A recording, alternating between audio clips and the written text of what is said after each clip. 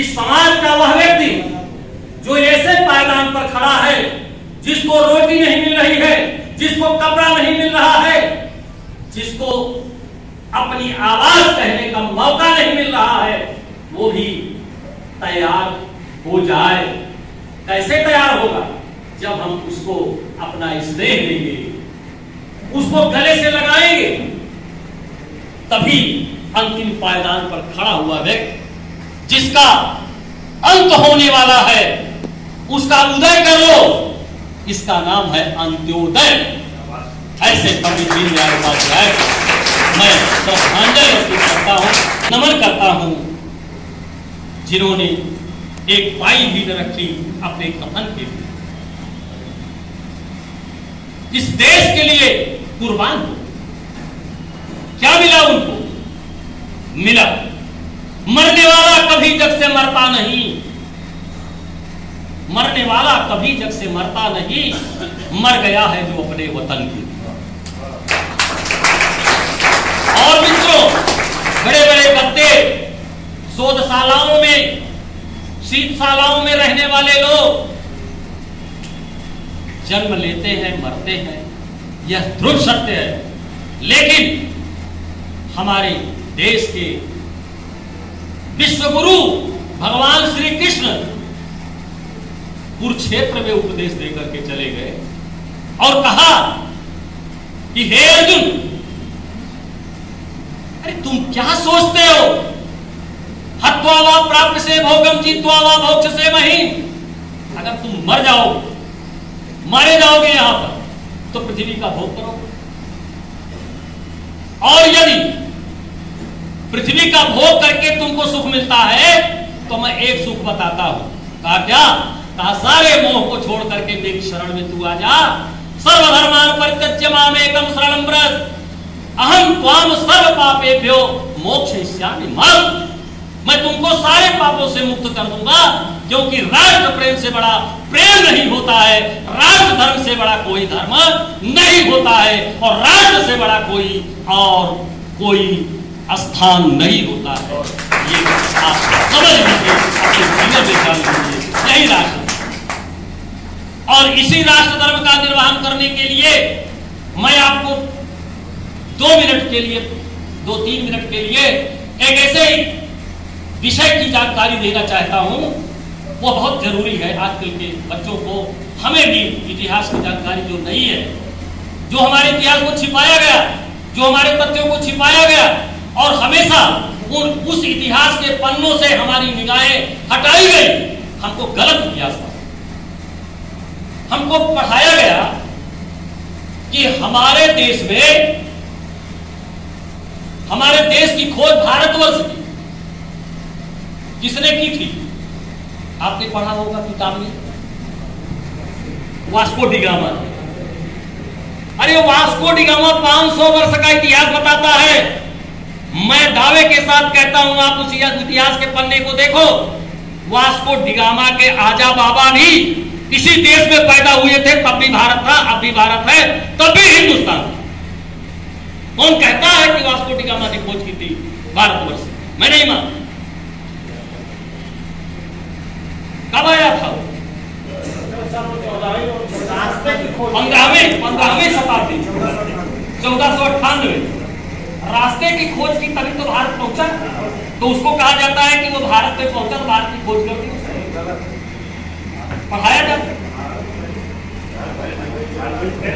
मैं आपको बताऊं, वास्को डी गामा किस लिए भारत आया, कोलंबस किस लिए अमेरिका गया था? ये दोनों डांस थे, लुटेरे थे। एक पुर्तगाल का निवासी था, दूसरा स्पेन का निवासी था, और ये जानते थे कि भारतवर्ष में बहुत सोना चांदी मोहर सरकी भरी हुई है। 11-11, 12-12, 14-14 जहाज पानी से बंदरगाह से होते हुए गए, असरकी लेकर के गए हमारे देश की। 3 बार आया था वो Vasco D gamma. Vasco D gamma 3 बार आया, चौथी बार आने वाला था, मर गया। पहली बार 11 जहाज गए, दूसरी बार 17 गए, तीसरी बार उससे अधिक गए, फिर उसको लूटने को मौका नहीं मिला। इसी तरह से कोलंबस अमेरिका पहुंच गया, अमेरिका को लूटने पहुंच गया। और वहां अमेरिका में उस समय कौन रहे थे? रेड इंडियन, जिनकी लाश पर अमेरिका बसा हुआ। लोग जानते थे कि ऐसी धरती है जहां गुलाब का फूल खिलता है, जहां कमल का फूल खिलता है, जहां इतनी अच्छी फसलें होती हैं, जहां इतना अच्छा मौसम होता है। दुनिया के किसी देश में भारत जैसा मौसम, भारत जैसी ऋतु, भारत जैसा आर्थिक संपन्नता प्रकृति के द्वारा जो प्रदान की गई है, किसी मुल्क में नहीं है, किसी राष्ट्र में नहीं है। इसलिए सब लोग ललचाई हुई आंखों से हमको देख रहे थे। मौका मिला, लूटने लगे और लूटते लूटते वो थक गए, लूटते लूटते वो थक गए। और जब थक गए तो वो रुक गए, और वो लूट करके थक गए। हम लुटा करके भी नहीं थके, लेकिन जो लुटा दिए हैं उसकी भरपाई हमको करना है। और वह दिन आ गया। कोई दूर मंजिल नहीं होती। मैं अक्सर कहा करता हूं कि मेरे देश की धरती सोना उगले, उगले हीरे मोती। मेरे देश की धरती सोना उगले उगले हीरे। सुना है ना? बैलों के गले में जब घुंघरू जीवन का राग सुनाते हैं, गमकोश हो दूर हो जाता है, खुशियों के कमर मुस्काते हैं। सुन के रहेट की आवाजें यूं लगे कहीं सहनाई बजे। आते ही मस्त बहारों के, आते ही मस्त बहारों के दुल्हन की तरह हर खेत सजे। मेरे देश की धरती सोना उगले उगले हीरे। कहां तक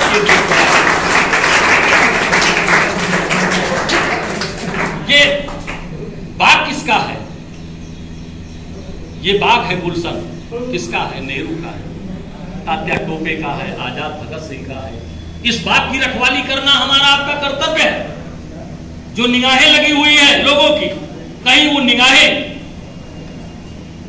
हमारे ऊपर ऐसी लगी हुई है, फिर से लूटने की तैयारी चल रही है। लेकिन मैं मित्रों आपसे, आप सबसे भी एक संदेश देके जा रहा हूं, सुन लीजिएगा।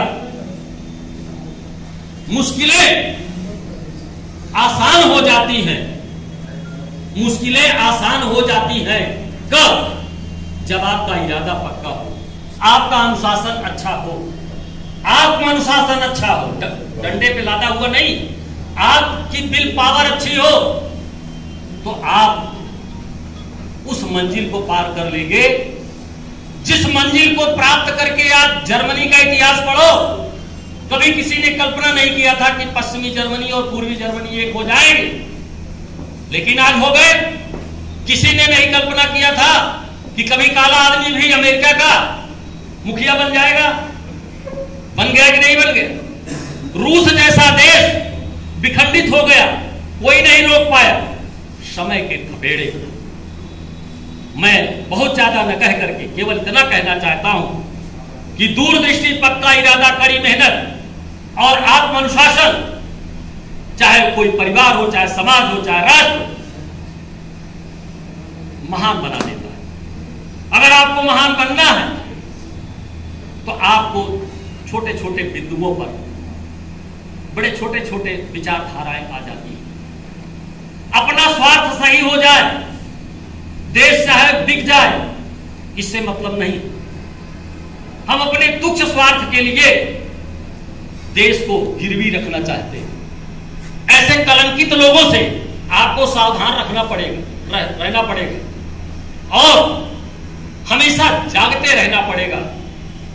नए जो बच्चे हैं, नई फसल है देश की, ये युवा भविष्य है देश के, और हम लोग जो पढ़ाते हैं आपको, हम आपके गुरु, आप भी किसी के गुरु बनोगे, राष्ट्र प्रेम का पाठ पढ़ाओगे। अब ऐसा मौका आ गया है, वह दिन दूर नहीं है जिस दिन हिंदुस्तान का हर बच्चा वंदे मातरम गाने वाला है, और वंदे मातरम गा करके भारत माता की खोई हुई प्रतिष्ठा को लाने वाला है, खुशहाली को जागृत करने वाला है। अब वह दिन दूर नहीं। बहुत लुटा दिया है, बहुत समय लुटा दिया। बड़े घोटाले हुए, कहीं चारा घोटाला हुआ, कहीं तोप का घोटाला हुआ, कहीं कुछ घोटाला हुआ, लेकिन इधर 5-10 वर्षों में आपने कभी कोई घोटाला पढ़ा? पेपर में कहीं निकला घोटाला हुआ? क्यों नहीं हुआ? इसलिए नहीं हुआ कि घोटाला जो कराते थे, जिनके इर्द गिर्द में घोटाले होते थे, आज वो गायब हैं।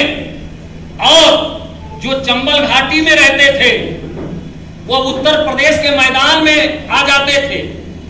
आज वे अपराधी, वे डान, वे माफिया कहां चले गए?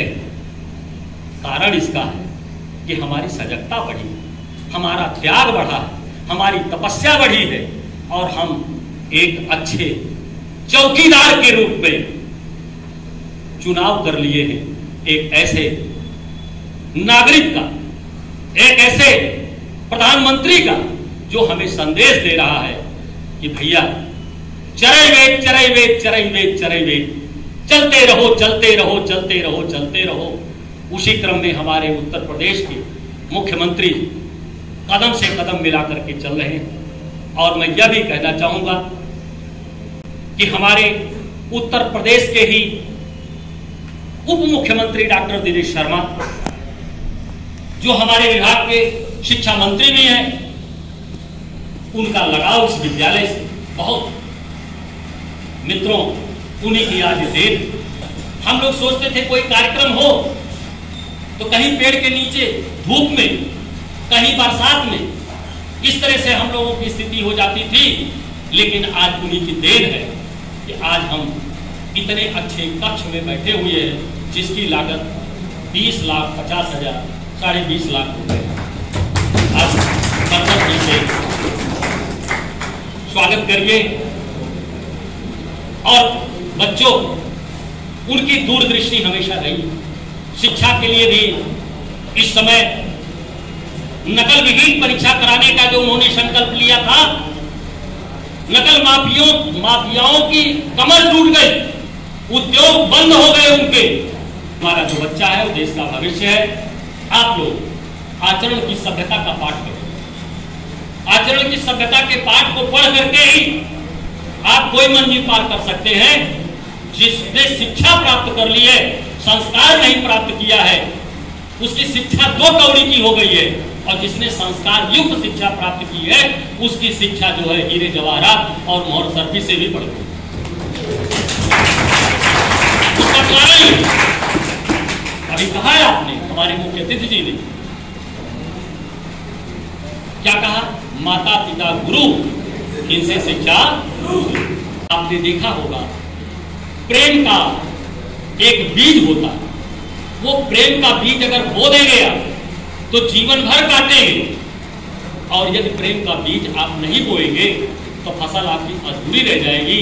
इसलिए प्रेम ही बैर की दीवार मिटा देता है, प्रेम ही दुश्मनी बरसों की मिटा देता है, प्रेम ही इंसान को इंसान बना देता है, प्रेम ही पत्थर को भी भगवान बना देता है। आपको प्रसन्नता होगी, हमें भी प्रसन्नता है कि हम 31 अगस्त को अवकाश प्राप्त हो रहे हैं।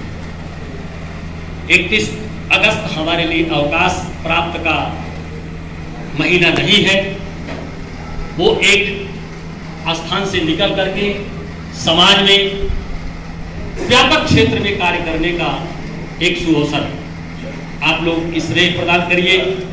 आप लोगों की खुशहाली से, आप लोगों के प्रेम से, आप लोगों के पैगाम से मैं सदैव सेवा में चाहे कहीं भी स्थापित किया जाऊंगा, उसी लगन के साथ, उसी निष्ठा के साथ।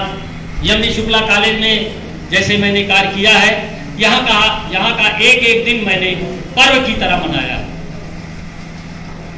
उसका कारण ये लगन थी, उत्साह था।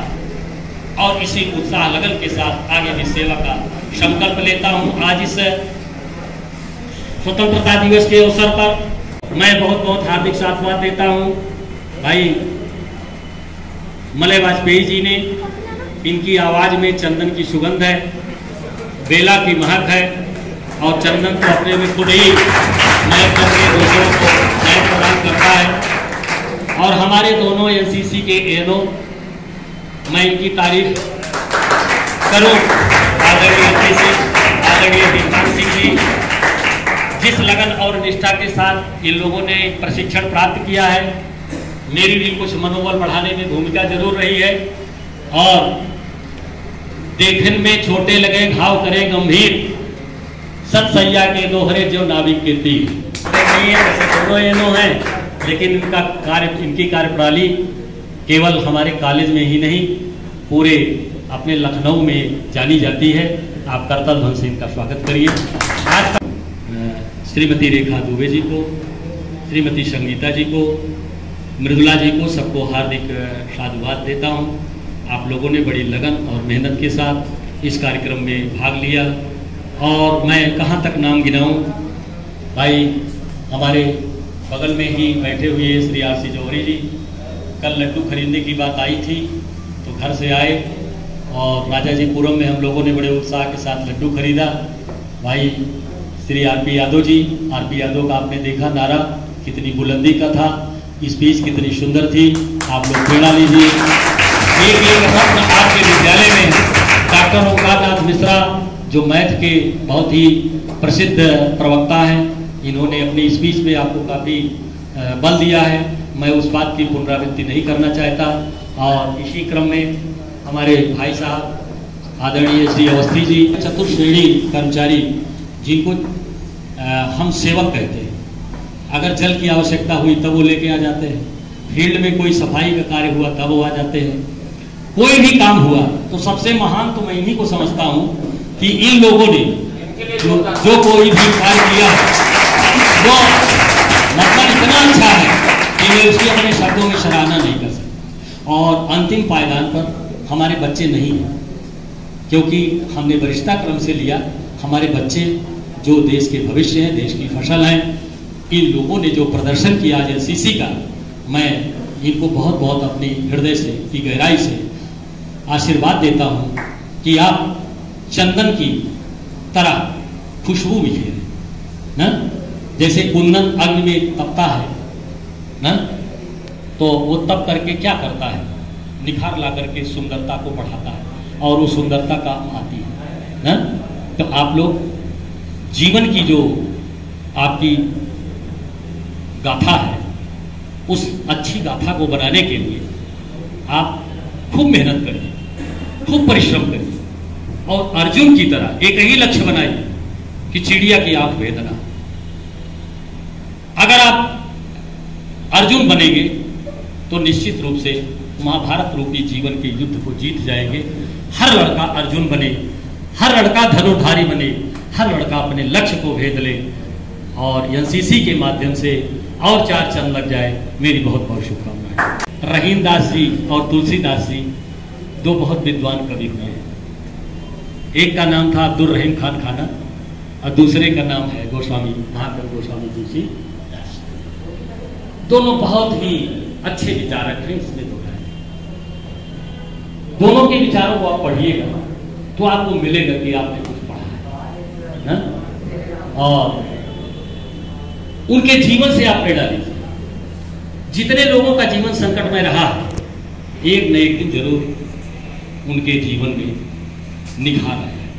तो प्यारे बच्चों, पुनः मैं ये कहना चाहूंगा, मेरा संकल्प था, खाक भारत की मुझको मुबारक रहे, खाक भारत की मुझको मुबारक रहे, मुझको जीने को जन्नत नहीं चाहिए, गंगा जमुना के जल से मिले जिंदगी, मुझको पीने को अमृत नहीं।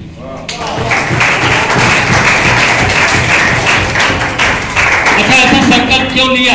ऐसा संकल्प इसलिए लिया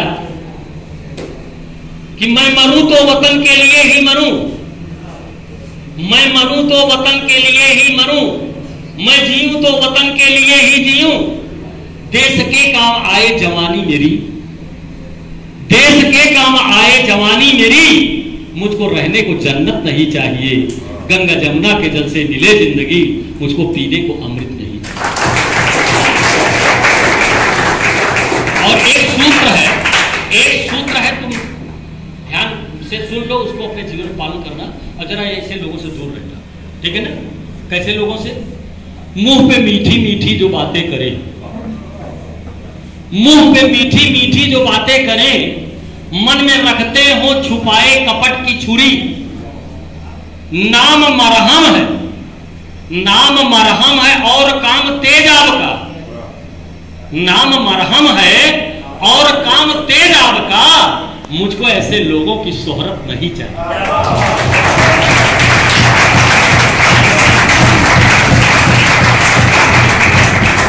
खाक भारत की मुझको मुबारक रहे, मुझको जीने को जन्नत नहीं चाहिए, मुझको जीने को जन्नत नहीं चाहिए। शब्दों के साथ वाणी को विराम देने के पूर्व उस परिवार को, जिस परिवार का नाम है स्मृति शेष पंडित देवी प्रसाद शुक्ल, जिन्होंने अपने पिताजी की पूर्ण स्मृति में इस विद्यालय नींव रखी थी और 1918 में 100 वर्ष पर पिताजी श्री मनसा देवी शुक्ल जी और उस परिवार को मैं श्रद्धांजलि पूरे परिवार, विद्यालय परिवार की तरफ से अर्पित करता हूं, क्योंकि अगर शायद वह दिन इतना ऊंचा सोचने का न होता तो शायद हम लोग यहां बैठे न होते। तो ऐसे त्याग करने की भावना राम के आदर्श से लीजिए। जिनमें तप त्याग की गंध न हो, जो जुड़े वसनाओं में विलासी हुए, जिन्हें श्रेय मिला न मिला हो कहीं, अपकारी सदा उपहासी हुए। जन के हित त्याग किया जिसने, जनमानस के अधिवासी हुए। हम तो उस राम को पूजते हैं, जन के हित जो वनवासी। आप मेरा लीजिए। आइए पुनः फिर हमने जो पंक्तियां गाई थी उसी गीत से विदा लेते हैं। हिंदुस्तान